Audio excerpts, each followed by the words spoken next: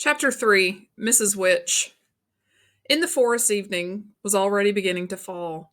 They walked in silence. Charles and Fortinbras gamboled on ahead. Calvin walked with Meg, his fingers barely touching her arm in a protective gesture. This has been the most impossible, the most confusing afternoon of my life, she thought. Yet I don't feel confused or upset anymore. I only feel happy. Why? Maybe we weren't meant to meet before this, Calvin said. I mean, I knew who you were in school and everything, but I didn't know you. But I'm glad we've met now, Meg. We're going to be friends, you know. I'm glad too, Meg whispered. And they were silent again. When they got back to the house, Mrs. Murray was still in the lab. She was watching a pale blue fluid move slowly through a tube from a beaker to a retort. Over a Bunsen burner bubbled a big earthenware dish of stew. Don't tell Sandy and Dennis I'm cooking out here, she said. They're always suspicious that a few chemicals may get in with the meat, but I had an experiment I wanted to stay with. This is Calvin O'Keefe, Mother Meg said. Is there enough for him, too? It smells super. Hello, Calvin. Mrs. Murray shook hands with him. Nice to meet you. We aren't having anything but stew tonight, but it's a good thick one. Sounds wonderful to me, Calvin said. May I use your phone so my mother will know where I am? Of course. Show him where it is, will you please, Meg? I won't ask you to use the one out here, if you don't mind. I'd like to finish up this experiment. Meg led the way into the house. Charles Wallace and Fortinbras had gone off. Outdoors, she could hear Sandy and Dennis hammering at the fort they were building up in one of the maples. This way, Meg went through the kitchen and into the living room. I don't know why I call her when I don't come home, Calvin said, his voice bitter. She wouldn't notice. He sighed and dialed. Ma, he said. Oh, Hinky, tell Ma I won't be home till late. Now don't forget, I don't want to be locked out again. He hung up, looked at Meg. Do you know how lucky you are? She smiled rather wryly. Not most of the time. A mother like that, a house like this, gee. Your mother's gorgeous. You should see my mother. She had all her upper teeth out, and Pop got her a plate, but she won't wear it, and most days she doesn't even comb her hair. Not that it makes much difference when she does. He clenched his fist. But I love her. That's the funny part of it. I love them all, and they don't give a hoot about me. Maybe that's why I call when I'm not going to be home, because I care. Nobody else does. You don't know how lucky you are to be loved. Meg said in a startled way, I guess I never thought of that. I guess I just took it for granted. Calvin looked somber. Then his enormous smile lit up his face again. Things are going to happen, Meg. Good things. I feel it. He began wandering, still slowly around the pleasant, if shabby living room. He stopped before a picture on the piano of a small group of men standing together on a beach. Who's this? Oh, a bunch of scientists. Where? Meg went over to the picture. Cape Canaveral. This one's father. Which? Here? The one with glasses? Yep, the one who needs a haircut, Meg giggled, forgetting her worries and her pleasure at showing Calvin the picture. His hair's sort of the same color as mine, and he keeps forgetting to have it cut. Mother usually ends up doing it for him. She bought clippers and stuff, because he won't take the time to go to the barber. Calvin studied the picture. I like him, he announced judiciously. Looks kind of like Charles Wallace, doesn't he? Meg laughed again. When Charles was a baby, he looked exactly like father. It was really funny. Calvin continued to look at the picture. He's not handsome or anything, but I like him. Meg was indignant. He is too handsome. Calvin shook his head. Nah, he's tall and skinny like me. Well, I think you're handsome, Meg said. Father's eyes are kind of like yours, too, you know. Really blue, only if you don't notice his as much because of the glasses. Where is he now? Meg stiffened, but she didn't have the answer to she didn't have to answer because the door from the lab to kitchen slammed, and Mrs. Murray came in carrying a dish of stew. Now, she called, I'll finish this up properly on the stove. Have you done your homework, Meg? Not quite, Meg said, going back into the kitchen. Then I'm sure Calvin won't mind if you finish before dinner. Sure, go ahead. Calvin fished in his pocket and pulled out a wad of folded paper. As a matter of fact, I have some junk of mine to finish up. Math. That's one thing I have a hard time keeping up in. I'm okay on anything to do with words, but I don't do as well with numbers. Mrs. Murray smiled. Why don't you get Meg to help you? But see, I'm several grades above Meg. Try asking her to help you with your math, anyhow, Mrs. Murray suggested. Well, sure, Calvin said. Here, but it's pretty complicated. Meg smoothed out the paper and studied it. Do they care how you do it? She asked. I mean, can you work it out your own way? Well, sure, as long as I understand and get the answers right. Well, we have to do it their way. Now, look, Calvin, don't you see how much easier it would be if you did it this way? Her pencil flew over the paper. Hey, Calvin said. Hey, I think I get it. Show me once more on another one.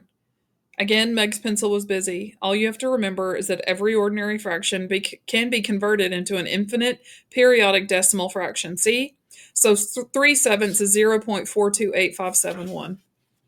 This is the craziest family, Calvin grinned at her. I suppose I should stop being surprised by now. But you're supposed to be dumb in school, always being called upon on the carpet. Oh, I am? The trouble with Meg and math, Mrs. Murray said briskly, is that Meg and her father used to play with numbers and Meg learned far too many shortcuts.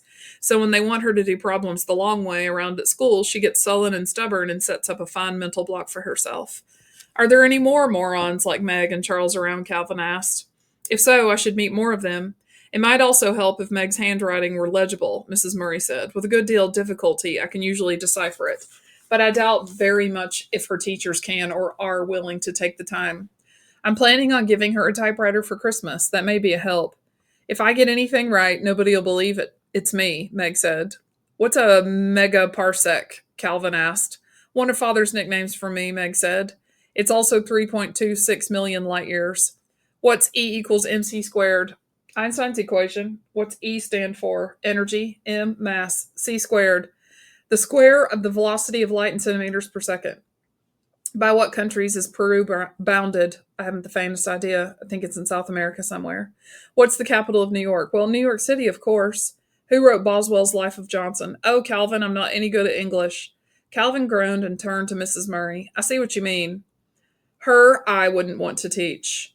She's a little one-sided, I grant you, Mrs. Murray said, though I blame her father and myself for that. She still enjoys playing with her doll's house, though. Mother! Meg shrieked in agony. Oh, darling, I'm sorry, Mrs. Murray said swiftly, but I'm sure Calvin understands what I mean. With a sudden, enthusiastic gesture, Calvin flung his arms out wide as though he were embracing Meg and her mother, the whole house. How did all of this happen? Isn't it wonderful? I feel as though I were just being born. I'm not alone anymore. Do you realize what that means to me? But you're good at basketball and things, Meg protested. You're good in school. Everybody likes you. For all the most unimportant reasons, Calvin said. There hasn't been anybody in the world I could talk to. Sure, I can function on the same level as everybody else. I can hold myself down, but it isn't me. Meg took a batch of forks from the drawer and turned them over and over, looking at them. I'm all confused again. Oh, so am I, Calvin said gaily. But now at least I know we're going somewhere. Meg was pleased and a little surprised when the twins were excited at having Calvin for supper. They knew more about his athletic record and were far more impressed by it than she. Calvin ate 5 bowls of stew, 3 saucers of jello, and a dozen cookies, and then Charles Wallace insisted that Calvin take him up to bed and read to him. The twins, who had finished their homework, were allowed to watch half an hour of TV. Meg helped her mother with the dishes and then sat at the table and struggled with her homework, but she could not concentrate. Mother, are you upset? She asked suddenly. Mrs. Murray looked up from a copy of English Scientific Magazine through which she was leafing. For a moment she did not speak. Then, yes. Why? Again, Mrs. Murray paused. She held her hands out and looked at them. They were long and strong and beautiful. She touched with fingers of her right hand the broad gold band on the third finger of her left hand. I'm still quite a young woman, you know, she said finally, though I realize that that's difficult for you children to conceive. And I'm still very much in love with your father. I miss him quite dreadfully. And you think all this has something to do with father? I think it must have. But what? That I don't know. But it seems the only explanation. Do you think things always have an explanation? Yes, I believe that they do, but I think that with our human limitations, we're not always able to understand the explanations. But you see, Meg, just because we don't understand doesn't mean that the explanation doesn't exist. I like to understand things, Meg said. We all do, but it isn't always possible. Charles Wallace understands more than the rest of us, doesn't he? Yes. Why? I suppose because he's different, Meg. Different how? I'm not quite sure. You know yourself he's not like anybody else. No. And I wouldn't want him to be, Meg said defensively. Wanting doesn't have anything to do with it. Charles Wallace is what he is. Different. New. New? Yes, that's what your father and I feel. Meg twisted her pencil so hard that it broke. She laughed. I'm sorry. I'm really not being destructive. I'm just trying to get things straight. I know. But Charles Wallace doesn't look different from anybody else. No, Meg. But people are more than just the way they look. Charles Wallace's difference isn't physical. It's in essence. Meg sighed heavily, took off her glasses and twirled them, put them back on again. Well, I know Charles Wallace is different, and I know he's something more. I guess I'll just have to accept it without understanding it. Mrs. Murray smiled at her. Maybe that's really the point I was trying to put across. Yeah, Meg said dubiously. Her mother smiled again. Maybe that's why our visitor last night didn't surprise me. Maybe that's why I'm able to have a willing suspension of disbelief because of Charles Wallace. Are you like Charles? Meg asked. I? Heavens no. I'm blessed with more brains and opportunities than many people, but there's nothing about me that breaks out of the ordinary mold. Your looks do, Meg said. Mrs. Murray laughed. You just haven't had enough basis for comparison, Meg. I'm very ordinary, really. Calvin O'Keefe coming in then said, ha ha. Charles all settled? Mrs. Murray asked. Yes. What did you read to him? Genesis, his choice, by the way. What kind of an experiment were you working on this afternoon, Mrs. Murray? Oh, something my husband and I were cooking up together. I don't want to be too far behind him when he gets back. Mother, Meg pursued, Charles says I'm not one thing or the other, not flesh nor fowl, nor good nor red herring. Oh, for crying out loud, Calvin said. You're Meg, aren't you? Come on, and let's go for a walk. But Meg was still not satisfied. And what do you make of Calvin? She demanded of her mother. Mrs. Murray laughed. I don't want to make anything of Calvin. I like him very much, and I'm delighted he's found his way here. Mother, you were going to tell me about a tesseract. Yes. A troubled look came into Mrs. Murray's eyes. But not now, Meg. Not now. Go on out for that walk with Calvin. I'm going up to kiss Charles, and then I have to see what the twins get. And I have to see that the twins get to bed. Outdoors, the grass was wet with dew. The moon was halfway up and dimmed the stars for a great arc.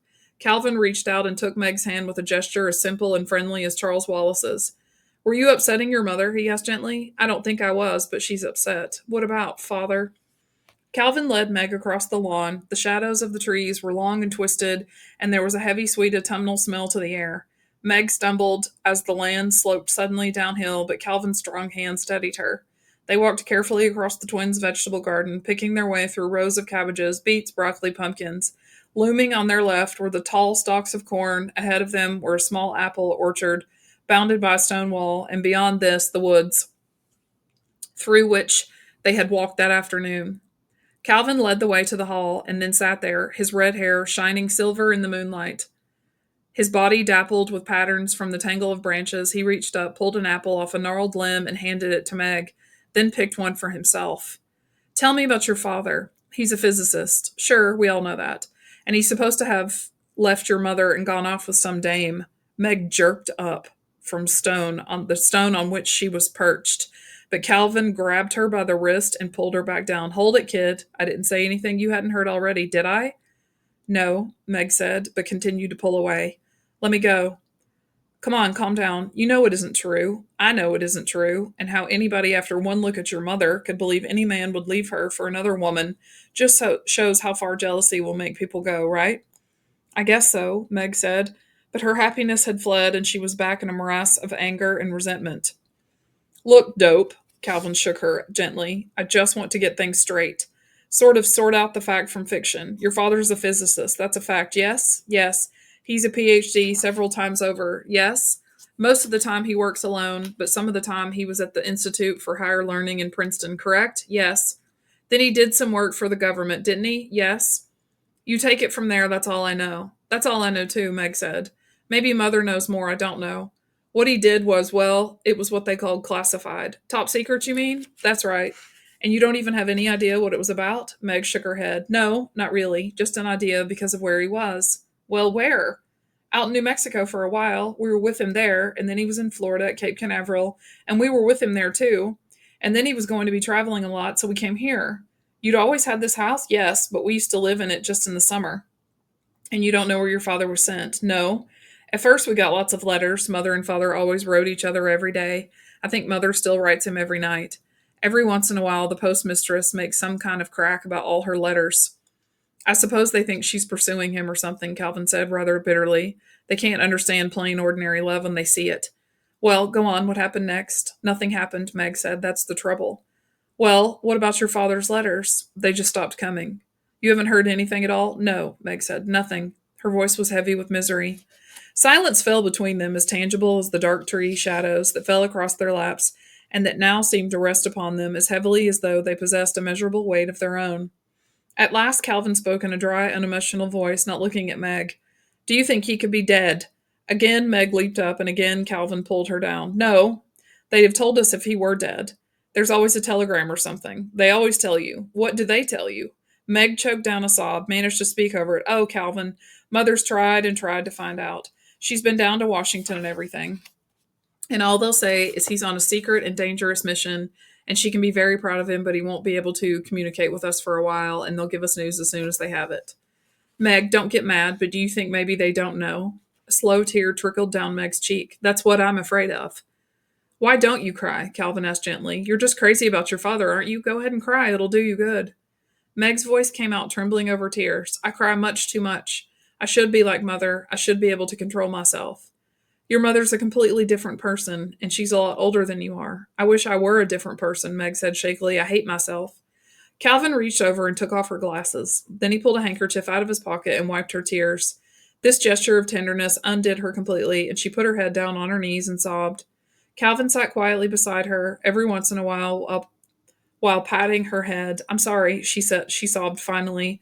I'm terribly sorry. Now you'll hate me. Oh, Meg, you are a moron, Calvin said. Don't you know you're the nicest thing that's happened to me in a long time? Meg raised her head, and moonlight shone on her tear-stained face. Without the glasses, her eyes were unexpectedly beautiful. If Charles Wallace is a sport, I think I'm a biological mistake. Moonlight flashed against her braces as she spoke. Now, she was waiting to be contradicted, but Calvin said, Do you know that this is the first time I've seen you without your glasses? I'm blind as a bat without them. I'm nearsighted like Father. Well, you know what? You've got dreamboat eyes, Calvin said. Listen, you go on wearing your glasses. I don't think I want anybody else to see what gorgeous eyes you have. Meg smiled with pleasure. She could feel herself blushing, and she wondered if the blush would be visible in the moonlight. Okay, hold it, you two, came a voice out of the shadows. Charles Wallace stepped into the moonlight. I wasn't spying on you, he said quickly, and I hate to break things up, but this is it, kids. This is it. His voice quivered with excitement. This is it. This is what? Calvin asked. We're going. Going where? Meg reached out and instinctively grabbed for Calvin's hand. I don't know exactly, Charles Wallace said, but I think it's to find Father. Suddenly, two eyes seemed to spring at them out of the darkness. It was the moonlight striking on Mrs. Who's glasses. She was standing next to Charles Wallace, and how she had managed to appear where a moment ago there had been nothing but flickering shadows in the moonlight, Meg had no idea. She heard a sound behind her and turned around. There was Mrs. Whatsit scrambling over the wall. My, but I wish there was no wind, Mrs. Whatsit said plaintively. It's so difficult with all these clothes. She wore her outfit out of the night before, rubber boots and all, with the addition of one of Mrs. Bunkum's sheets, which she had draped over her. As she slid off the wall, the sheet caught in a low branch and came off. The felt hat slipped over both eyes, and another branch plucked at the pink stole. Oh dear, she sighed. I shall never learn to manage. Mrs. Who wafted over to her, tiny feet scarcely seeming to touch the ground, the lenses of her glasses glittering. Cum te piccio faio amaro morso, Dante, what grievous pain a little fault doth give thee. With a claw-like hand, she pushed the hat up on Mrs. Whatsit's forehead, untangled the stole from the tree, and with a deft gesture, took the sheet and folded it. Oh, thank you, Mrs. Whatsit said. You're so clever. Un asno viejo sabe más que in potro, Perez. An old ass knows more than a young colt. Just because you're a paltry few billion years. Mrs. Whatsit was staring indignantly when a sharp, strange voice cut in. All right, girls. This is no time for bickering. It's Mrs. Witch, Charles Wallace said. There was a faint gust of wind.